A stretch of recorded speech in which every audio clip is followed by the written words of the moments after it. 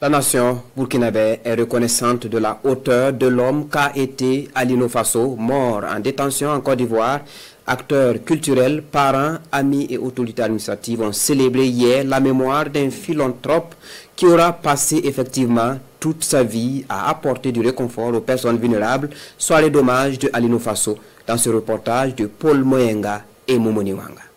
Il a beaucoup fait pour moi. Tout simplement du fond du cœur. Ça m'a dit. Nous ce soir, nous sommes plus très forts pour lui. Par ces mots, Flo lui rend hommage à un ami, un frère des temps heureux mais aussi des temps difficiles. Comme lui, ils sont nombreux ces artistes, musiciens, acteurs culturels et autorités administratives venus honorer la mémoire de Alino Fasso à cette soirée à lui dédiée. Agréablement surprise vraiment de voir que le monde culturel s'est mobilisé. Nous avions à côté de nous plein de chanteurs, plein de mécènes, beaucoup, surtout les acteurs du ministère de la Culture et de la Communication qui se sont mobilisés pour venir apporter ce soutien-là et montrer à quel point Alain Christophe Traoré était un maître de cérémonie, un animateur, un homme qui aimait la culture, qui aimait la musique, qui aimait les arts, qui aimait le Fasso d'Anfani et qui n'hésitait pas à vendre ce que la destination Burkina Faso partout où il allait. L'émotion est vive dans la cuvette du Sénaza. Pour Alino Fasso, il formule des vœux et prières.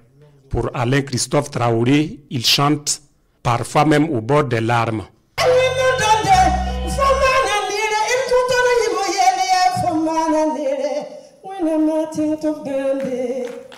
C'est une personnalité importante de notre culture. C'est quelqu'un qui, comme l'a dit quelqu'un ce soir, c'était un grand bénévole pour tous les événements, pour tous les acteurs.